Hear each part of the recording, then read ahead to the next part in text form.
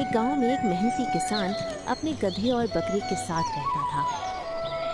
वो रोज जंगल में अपनी लकड़ियां काटने जाया करता था। होने से पहले अपने गधे पर लकड़ियां रखकर वापस आ जाया करता था। एक दिन किसान ने सोचा, क्यों ना बकरी को भी साथ जंगल में ले चलूं, जिससे ये अपना पेट भी भर लेगी, फिर मुझे अलग से इसके लिए घास लाने की जरूरत नहीं पड़ेगी।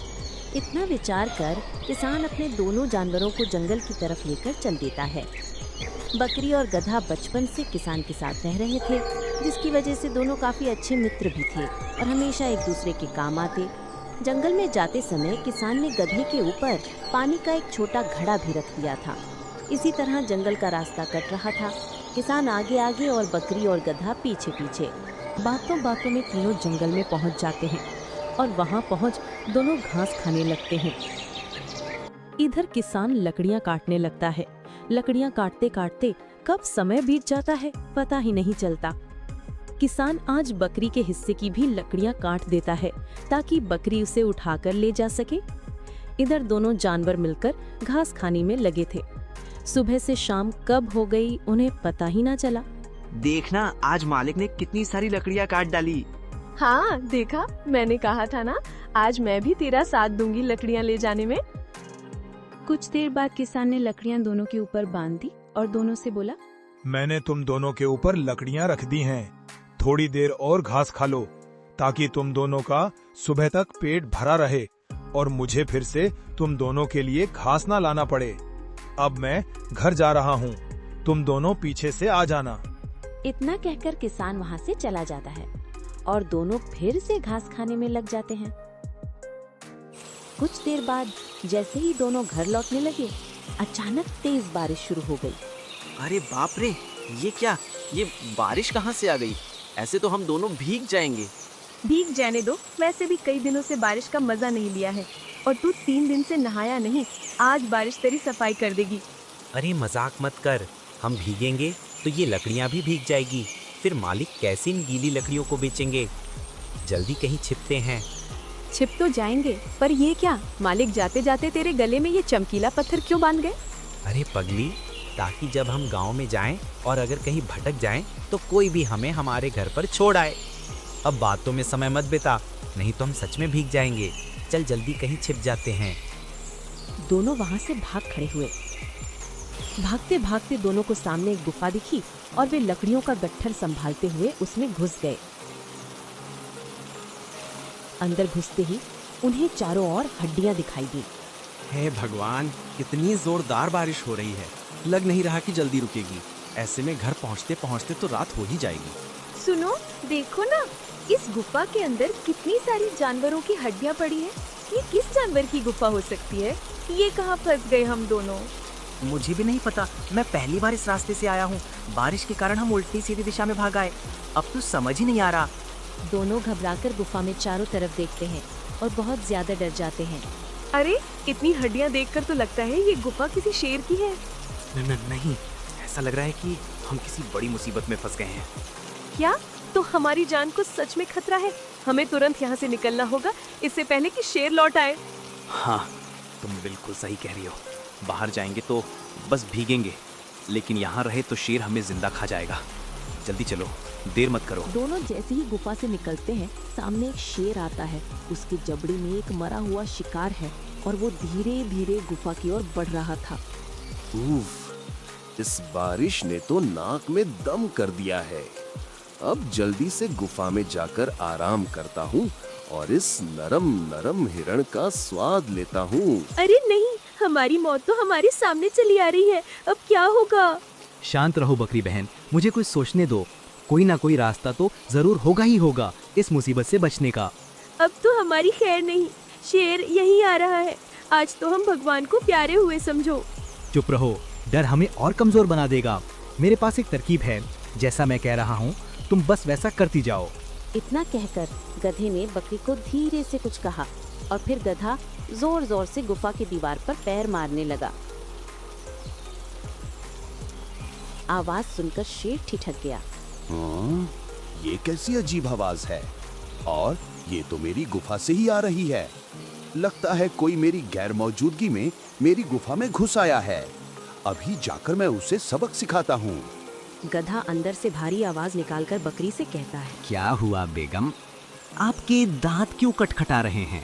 शहंशाह, ये भूख का असर है। 4 दिन से तो हम सिर्फ खरगोश, बिल्ली और सियार जैसे कमजोर जानवरों का ही मांस खा रहे हैं। अब तो मेरा मन किसी शेर या बाघ का ताज़ा और मजेदार मांस खाने का है। ओहो, तो क्यों ना हम यहीं रुककर इसी गुफा के मालिक शेर का इंतजार करें। जैसे ही वो लौटेगा हम उसे पकड़कर तुम्हारी दावत अरे बना। बाप रे, ये कौन से खतरनाक जानवर हैं जो मेरे मांस की दावत उड़ाना चाहते हैं? शायद कोई दैत्य है। अब मैं क्या करूं, कहां जाऊं? ऐसे तो मैं बेघर हो जाऊंगा, और अगर मैं इनसे डर गया तो जंगल के सभी जानवर मुझे डरपोक समझेंगे। अब क्या करूं, क्या करूं? फिर शेर ने थोड़ी हिम्मत जुटाई और जोर से बोला। सुनो अंदर वालों, मैं इस गुफा का मालिक शेर हूँ। बताओ तुम कौन हो और मेरे घर में क्या कर रहे हो? ओह, तो तू ही इस गुफा का मालिक है। अच्छा हुआ, हम तेरा ही इंतजार कर रहे थे। अब पहले ये बताओ कि तुम लोग कौन हो? मैं हूँ सवा शेर। सवा शेर? मैंने तो आज तक ऐसा नाम नहीं सुना। क्या पता तुम कोई धोखेबाज हो। अगर मुझे ये पता लग गया तो तेरी खैर नहीं। मुझे अपने सवा शेर होने का सबूत दो। गधे भाई, ये तो हमसे सबूत मांग रहा है। अब क्या करे? कहीं इसे हमारे बारे में पता लग गया तो ये हमें नहीं छोड़ेंगे। बकरी बहन, तुम घबराओ मत, मेरे पास एक तरकीब है, बस देखते जाओ। बकरी से इतना कहकर गधा शेर से कहता है। रुक जा, तू ऐसे नहीं मानेगा। मैं अभी बाहर आता हूँ और तुझे चीर देता हूँ, तब तुझे पक्का सबूत मिल जाएगा और मेरी बेगम का पेट भी भर जाएगा। मैं बाहर आऊँ उससे पहले तू मेरे नाखूनों को देख, अपना शक मिटा ले। इतना कहकर गधा अपने गले में लटके बड़े से नुकीले ताबीज को शेर के पास फेंक कर कहता है। ये देख, यह है मेरे पंजे का नाखून। क्या इतना काफी है या खुद बाहर आकर अपने पंजे से तुझे चीर फाड़ दूं? इतना कहकर गधा चलने की आवाज अपने पैरों से निकालता है, जैसे वो बाहर निकल रहा हो। इधर शेर नाखून देखकर कांपते हुए सोचता है। हे भगवान, इतना बड़ा नाखून!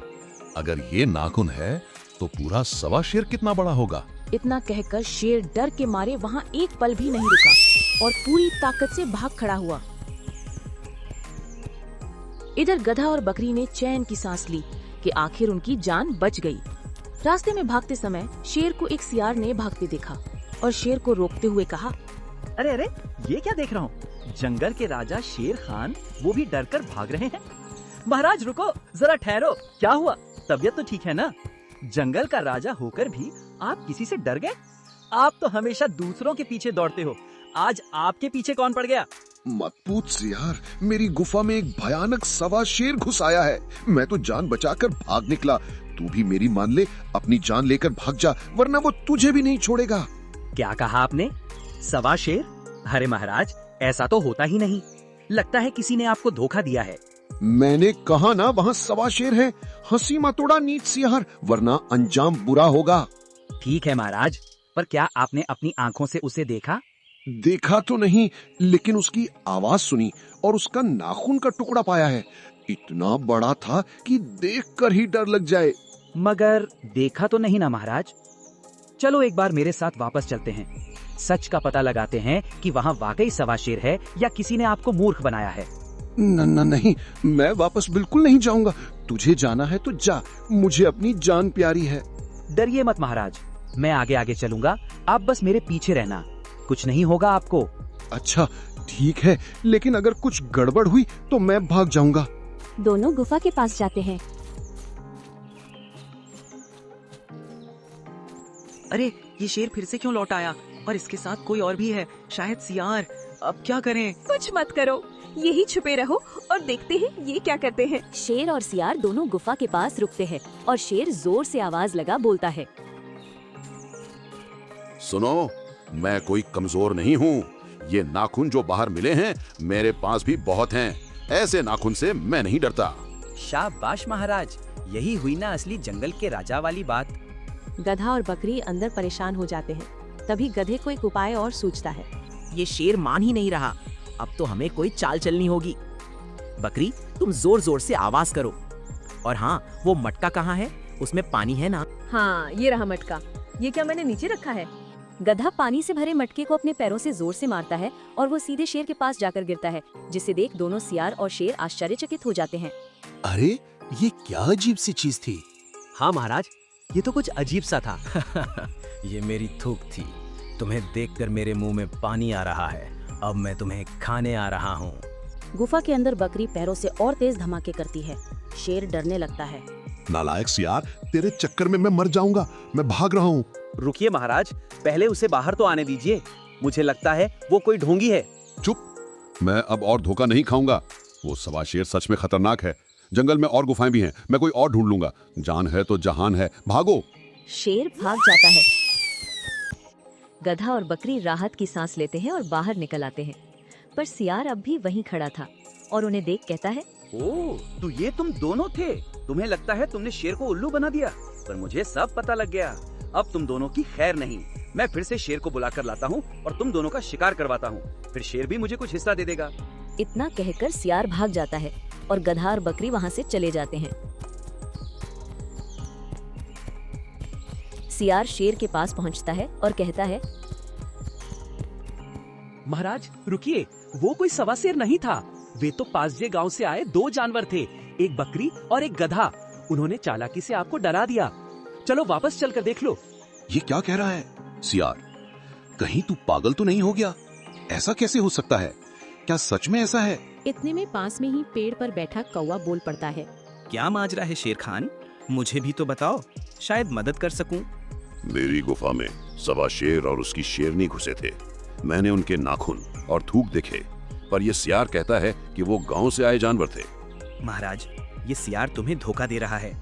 शायद वो सवा शेर से मिला हुआ है और तुम्हें वहां ले जाकर खुद भी तुम्हारा मांस खाना चाहता है। तो तू गद्दारी कर रहा है। अब तुझे छोड़ूंगा नहीं। शेर गुस्से में सियार को पंजे से मार देता है और चला जाता है।